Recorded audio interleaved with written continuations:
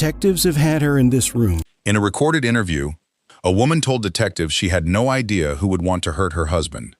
Investigators had little reason to doubt her, not yet. Then they pulled her phone records. On the day her husband was shot dead at work, she'd spent almost 4 hours on the phone with one person. Not her kids, not her friends. Him, the man we'd later learn pulled the trigger. This is the murder of Robert Limon. Before this is over, you'll hear about a poisoned dessert, a nearly 4-hour phone call on the worst day of a family's life, and 2 people invoking the Bible while allegedly planning a killing. None of it is exaggerated. It's all part of the public court record. Let's start at the beginning. Robert Limon was 38, a railway mechanic, the kind of guy people describe as the life of the party.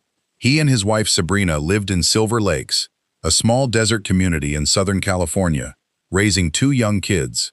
Their friend group even had a nickname, the Wolf Pack. In 2008, Robert and Sabrina agreed to open their marriage, a private decision that ended up reshaping everything. It put Sabrina in the same orbit as a young firefighter, Jonathan Hearn, about a decade younger than her. What started as something casual didn't stay casual. According to Hearn's later testimony, the 2 of them landed on a conclusion that should unsettle anyone listening, that being together meant Robert couldn't be around anymore. Nobody in their friend group saw this coming, and that, honestly, is the part that still gets me. How invisible this was, right up until it wasn't. August 17, 2014. Robert was working a shift he almost never worked, alone, at a BNSF railyard in Tehachapi, 85 miles from home. When he didn't come home that night, his family knew something was wrong. He was found shot inside the building. A filing cabinet pried open, papers scattered across the floor. Staged, investigators concluded, to look like a robbery gone wrong. BNSF offered a $100,000 reward. For weeks, that was all detectives had. Then came 2 breaks.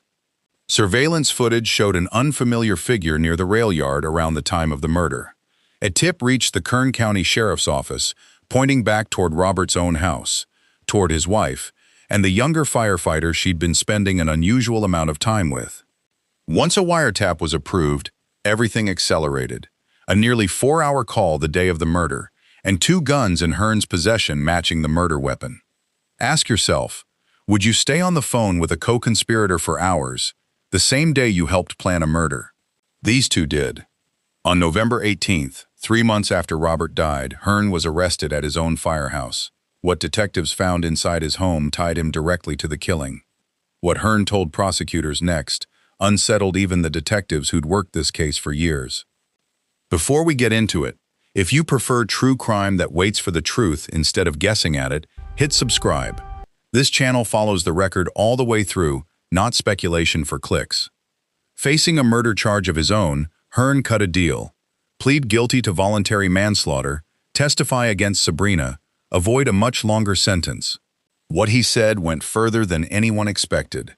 According to his testimony, the shooting wasn't even their first attempt.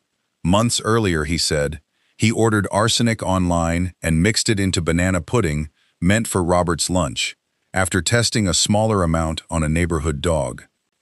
The plan was to send Robert to work with poisoned food, but at the last minute they got scared the poison could be traced. Hearn testified that Sabrina called her husband and told him to throw the pudding away because the bananas had gone bad. Not to protect him, to protect themselves.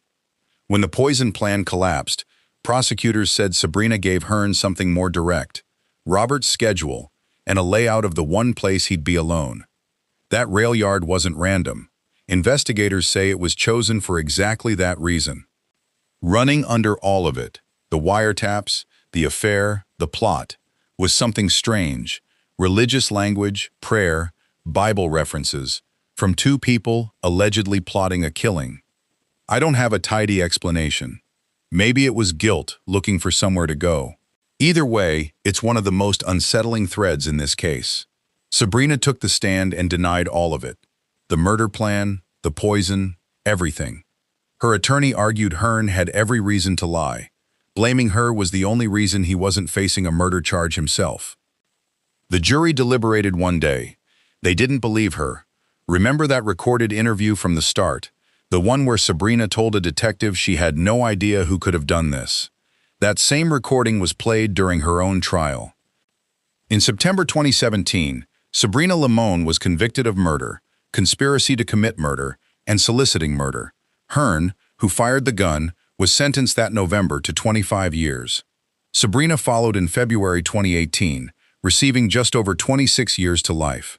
In 2022, an appeals court upheld every part of her conviction. She remains in prison today.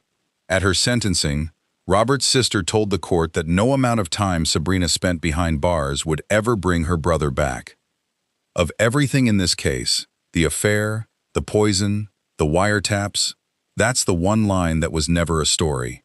That was just grief, spoken out loud, to a woman who used to be family. If this case affected you the way it affected me, tell me in the comments. And if you want true crime told carefully, subscribe. I'll see you in the next one.